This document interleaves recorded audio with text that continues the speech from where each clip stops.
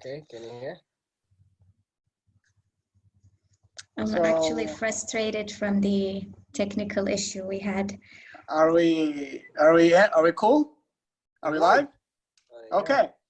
So we would like to apologize first and foremost to everyone watching this live stream because of technicality issues. We were supposed to be live at 8 p.m. And yeah, so today's a special episode. It's in English. It's not an Arabic episode because our guest today is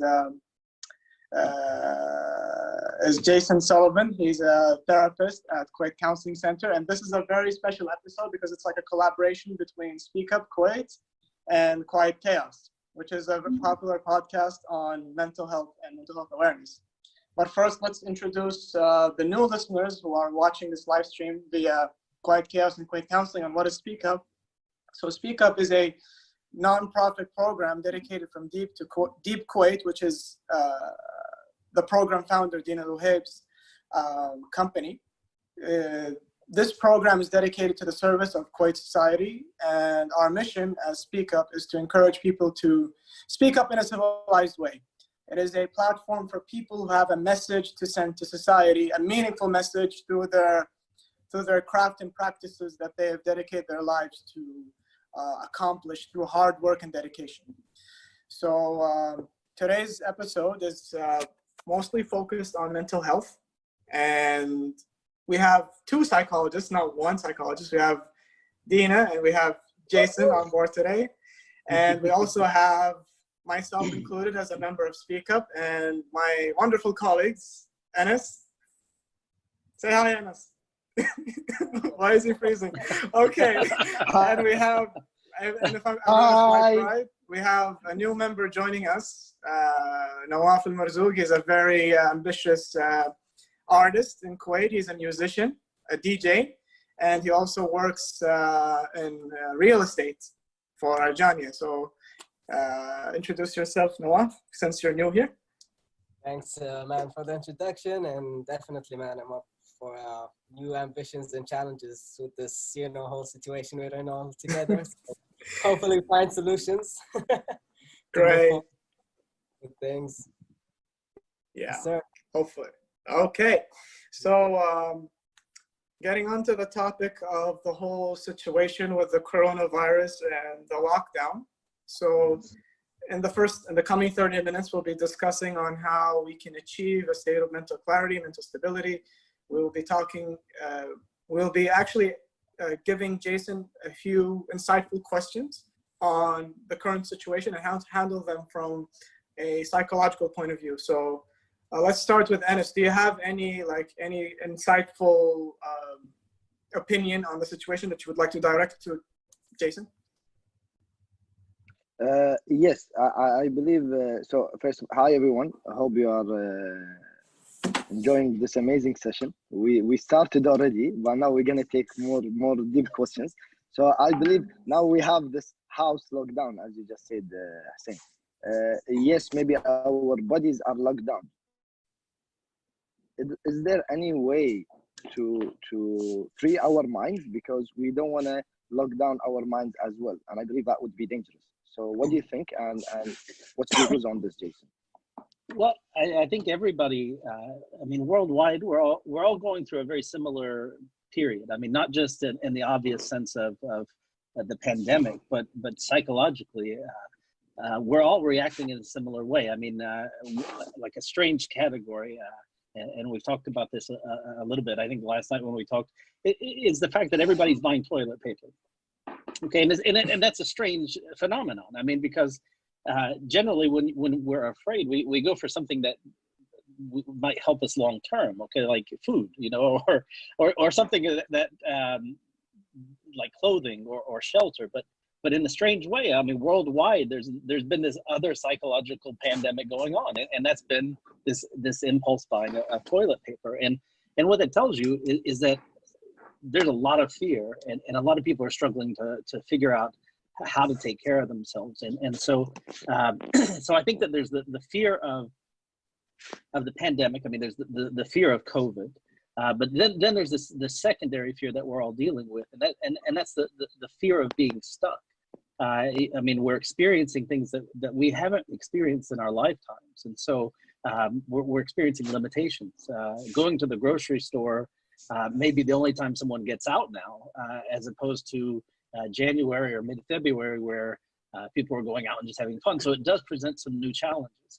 And so physically, we're more limited. Our schedules have been changed dramatically, which has a big impact on our psyche, because we are creatures of routine and creatures of habit. And so when 58% of your subconscious is dedicated to routine and maintaining that routine, and all of a sudden it's gone, your mind is going to be a bit frustrated and limited for a period of time. And so I would say one of the most important things is maintaining a routine. That way you're giving your subconscious and your conscious mind something to expect, something that it knows is coming, and something that's not traumatic. And so, you know, your schedule will change, and it already has, of course. But getting up in the morning and getting dressed or taking a shower, as opposed to staying in pajamas all day. I mean, that sounds like a small step, but really, I mean, you see a difference in how you process things, because you're taking steps of preparation and your mind adapts to that. And so I would say that would be one important way. Another would be continuing to engage your mind. And Hussein is like the prime example of someone who keeps their mind prepared. Yes. You know, he is studying and reading, staying on top of it, enrolling in courses. I mean, he really, I mean, like yesterday he was working on Italian, and I think, you know, he's on Spanish tomorrow. So I mean, so continuing to grow in areas, and being able to adapt in ways where we're not going to an opposite extreme. So if I can't go jogging, let's say you do jogging, I tried walking, and I heard it's not that effective, and so that challenged my limits. And so Yes, I told you so. Walking is a workout for people above 60 years old, and you have no excuse. That's right. So 15 years from now, I can You start gave me the excuse yesterday, and it's not working. Right. So what I might do is now that my time out would be limited, maybe going to the gym was your thing, you know, that this is where you expressed a lot of, it was a good way to get catharsis. Well, now the gym is closed. And so supplementing that in a way where you have a period of time through the day where you're working out or doing things, maybe it's in front of YouTube, or maybe it's at home, maybe you have a yoga mat.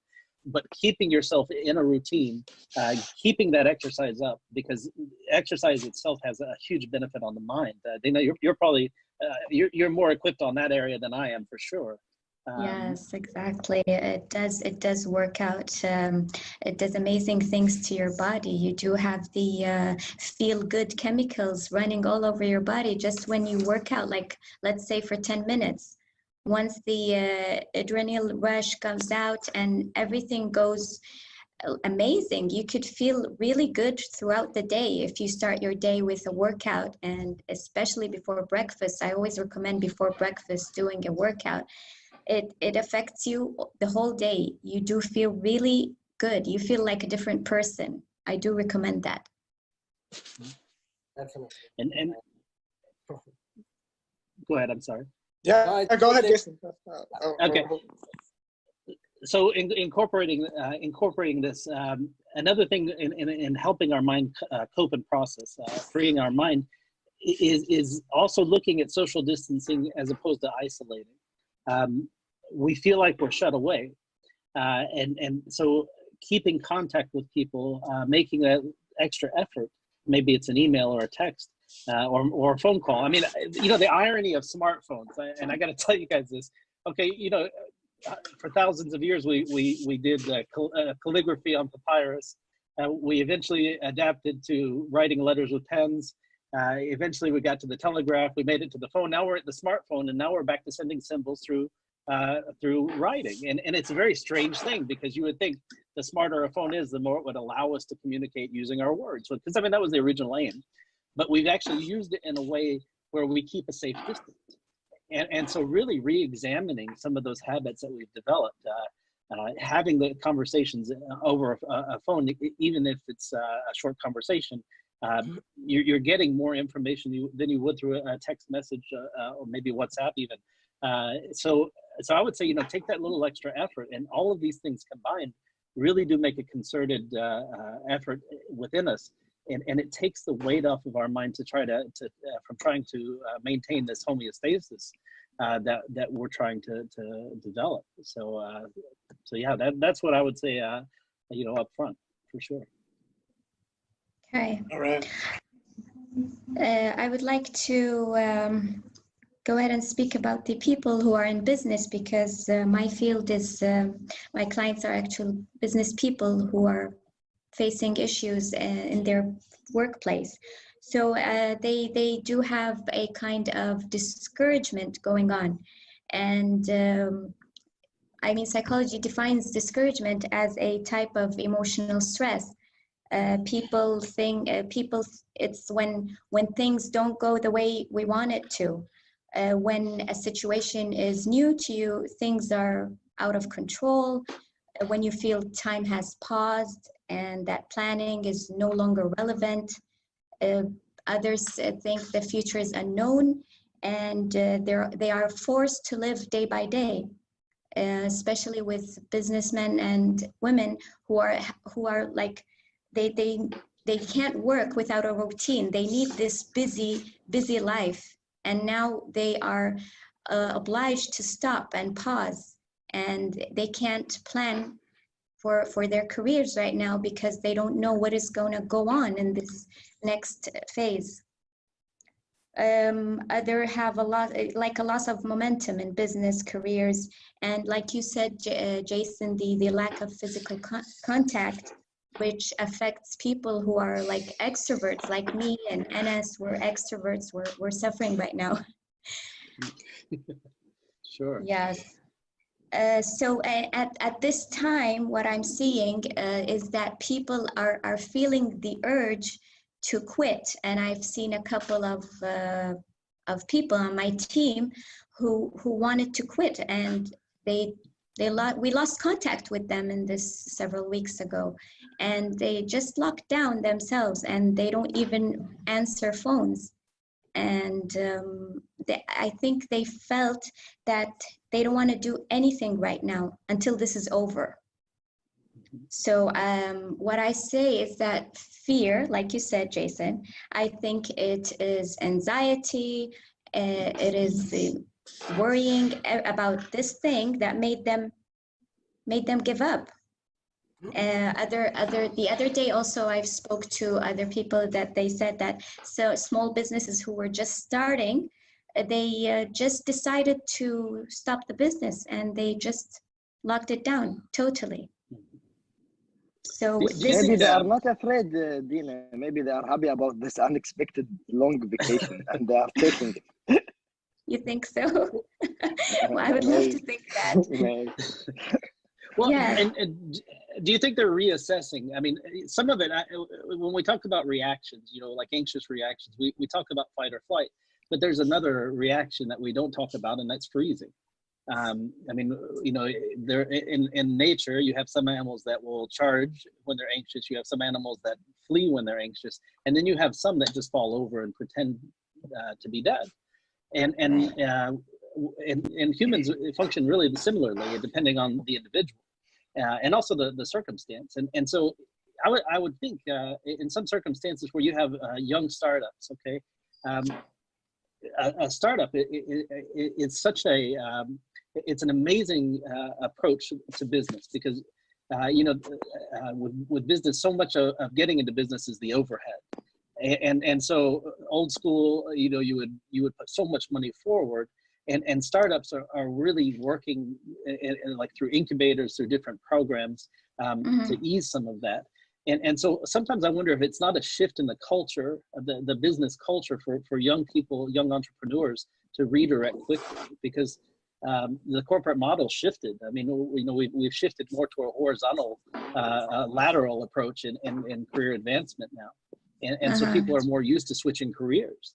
And so I wonder, you know, if you add impulsiveness and a pandemic to all of that, because impulsiveness would come with a panic response, I wonder if that would influence someone's intention to shift careers more quickly as a means of advancement. So maybe there's an underlying ability to adapt more quickly in a situation. What do you think? Well, I see that they're not going to shift careers. It's just that they've locked themselves out right now, out of the world, and I can't explain it in a way. Is that it's just that they're demotivated. They need a push. They need to shift their mental state. That's what I think they should do. But career-wise, there is always another option. Like we had our event, and we are like Deep is a startup. We just started. I didn't even. It's like 3 months. It's 3 months old. So and we had our event that was supposed to be a huge event that was in 12th of March, and it's canceled right now. I don't like to say canceled. It's postponed. So I found out what triggers me to go on. So I would love to let people know what triggers them to go on. And this is what I wanted to discuss with you right now, is that I believe is that when there is adversity, then you have something working and there is something you need to work on. So if there is adversity, then it doesn't mean there's something wrong. It means you're feeling something and it should urge you to go on. That's what I feel. But having always to think about negative things, it concludes in more negative things. Having you thinking negativity all the time. And I've read that researches that shows that negativity is 4 to 7 times more powerful than positivity. And if we say negative things out loud, then it's 10 times stronger. So you do the calculation.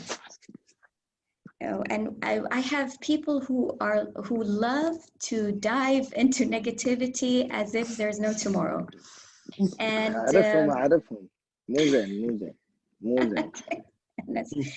So yes, and they do have a problem in thinking positively, and they do like polish it up. Is that no, I'm thinking realistically. No, this is not being realistic. This is you being negative. And I feel that you do have, no, it's not I feel, I'm sure that we do have a power in your mind that you could shift it to think the way you want. But and some of that, don't you think it's a bit wired in? I mean, when you look at our these autonomic responses we have towards negativity, I mean, people are generally more geared to respond, like you were saying. There's more of a powerful response to negativity, and some of that I think comes to self-preservation. I mean, you know, if I'm going into a forest, it's my first time in the forest. Someone tells me that there are snakes in the forest, and snakes are very dangerous. So my attention is going to be on the negative thing, and so I think what we do with that is we run into the forest or to adversity, let's say, and we're looking for the snakes. We're looking for the things that might harm us, and I think already we're functioning from an idea that we're not secure or stable, and so I think our foundational idea is that I'm not good enough, I'm not capable enough, I have to be on guard. And then when you step in and now there's all this adversity coming from 100 different directions that's compounded, I think it really tests that foundational side. And shifting our motivation, you know, for some people is really difficult because they do have these pre-existing tendencies towards negativity, like you were saying. And so and I think it's an excellent, I mean, honestly, adversity is one of the best challenges in life, but if we perceive it as defeat before we enter it, then of course, you know, we're aiming to survive as opposed to succeed. Right. And they always say that fear happens before and after. If fear never happens when you're during, it happens either before or after. So if you take, for example, you're on the roller coaster, before you ride it, you're afraid. While you're on the ride, you're just screaming it out. And then after that, you say, oh my God, how did I do that? But during the ride, you never think about what's making you scared. You're just into the ride. Mm-hmm. And this goes to all types of things you do in life.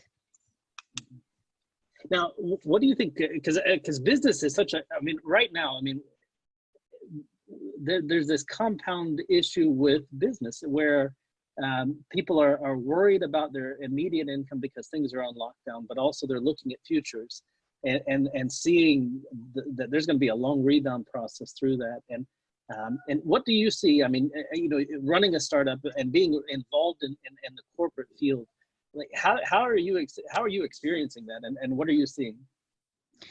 Like I said, I do see a couple of businesses that are having the substitution of not being in physical, and like we are doing right now, and just going online. And many of the businesses have gone to the online, and others who need to stop, which is like you have clinics or these other services. We had an interview with also an entertainment production company. So all their business has stopped because of the events, but they are substituting it with like doing some videos or trying to entertain people through the online. So everyone is shifting right now.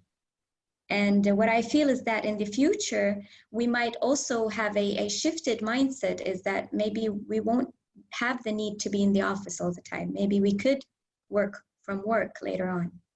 Also, leadership has to change, and I think there is a huge role of leaders right now in the business place.